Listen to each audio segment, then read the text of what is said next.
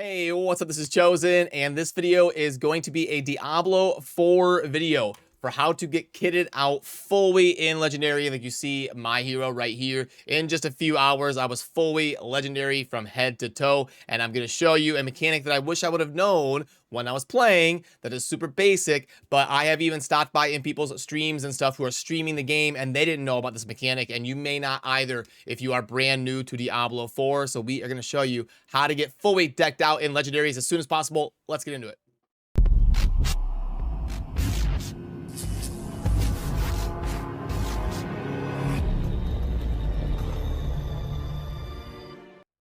Alrighty, now when you are opening your inventory, you will see towards the bottom, you have got these obols and it says Curiosity Vendor. Now, these are very, very important, and if you have played Diablo 3 at all, they are basically blood shards. I don't know why they changed the emblem. The one that looks like the blood shards is now red dust for PvP, and they switched it up and they did a new currency called these obols, however you say that word. They are basically going to be the void shard gambling mechanic that functions a little bit similar to what we saw in Diablo 3 with using blood shards at Kadala.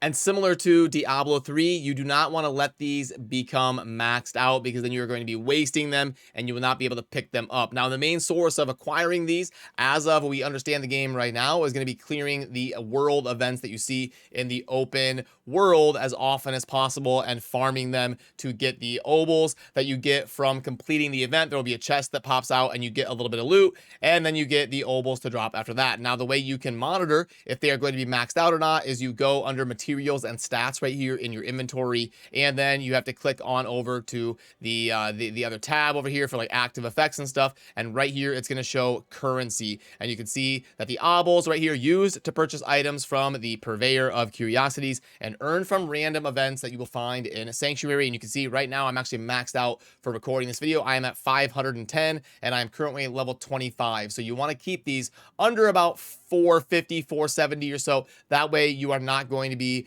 maxed out and wasting them, leaving them on the ground, because you will get somewhere between like 20 and 40 of these things when you are doing the events, at least from what I'm getting in Act 1. So when you are a beginner, you'll be getting like 20 to 40 of these to drop. So you want to stay below about 475 or so that you don't leave any on the ground. But then when you are in a position where it's time to spend these obols for some legendaries, we are going to be heading down to the southeast of the head town, Kiavashad, however you say that. I'd be like Kiovashad.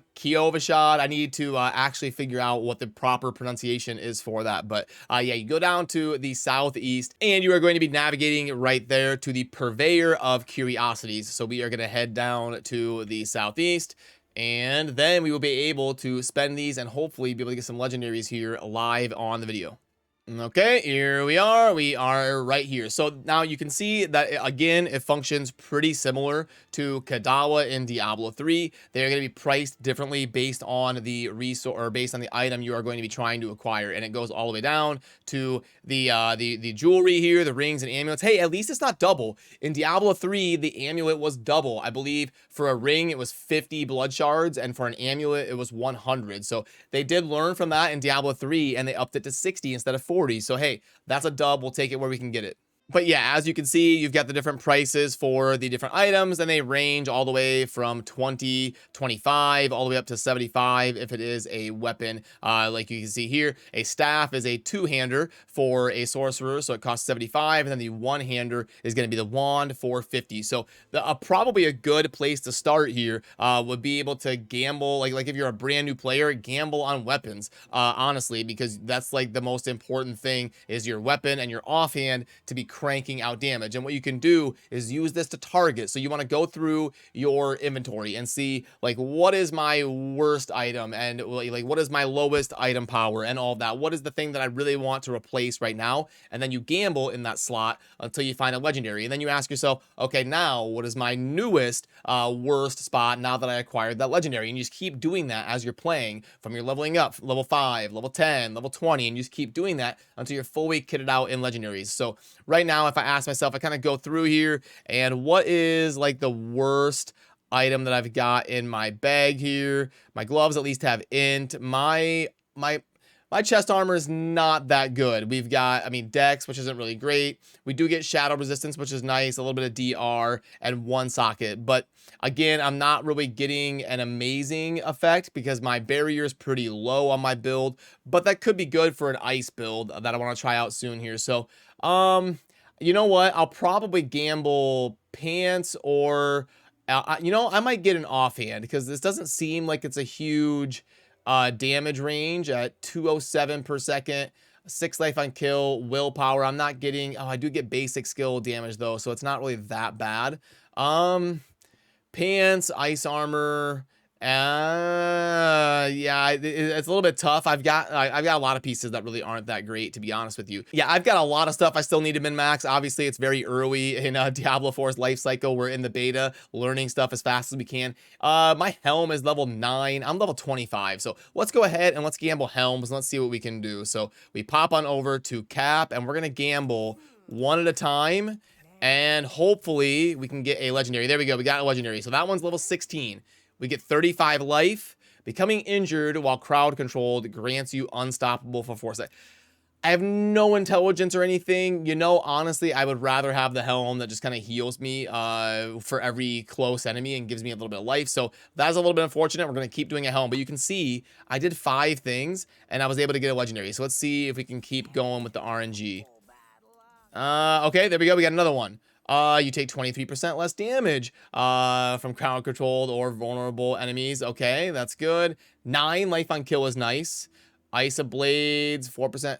I do like the 9 life on kill, but you know, it's honestly not even as good as the healing. I'm having these, I don't really like any of these, and we don't get any intelligence or anything. We got 150. So that's not going to be a multiple of 40. That'll only give me 3 more. So I'd probably want to do something that is a multiple of 150. So let's do gloves or boots. My boots at least, they give me movement speed and intelligence. My gloves, let's try gloves. 1, 2, 3, 4. Oh, we got one. There we go. Rank of fireball. That's good. When you hit a crowd, there's up to 30%. No, we got 2 more. 1, 2. Okay, so that was it. But you can see I had about 500 of these obols, and I was able to get 1, 2, 3 legendaries. And you can fill up pretty quickly on those if you are just diligent about doing the different events that you come across in the open world. And I plan on doing a dedicated video on how amazing it is to farm these events and how to do as many of them as possible, because I think it's going to be a pretty good farm in terms of legendaries per hour and XP per hour and just kind of general resource farming. I think wandering from event to event to event and really having them mapped out is going to be a really good way to farm and get up and rolling as fast as possible. So make sure to subscribe here on the channel, because I'm going to be cranking out like 1 or 2 videos a day trying to cover Diablo 4 as in-depth as possible and every single mechanic to help you play as efficiently as possible. So that'll do it for me on this one. I appreciate you. Good luck spending your obols. I hope you can get fully kitted out in legendaries as fast as possible, and I appreciate you. I will see you soon in the next video. Have a good rest of your day. Peace.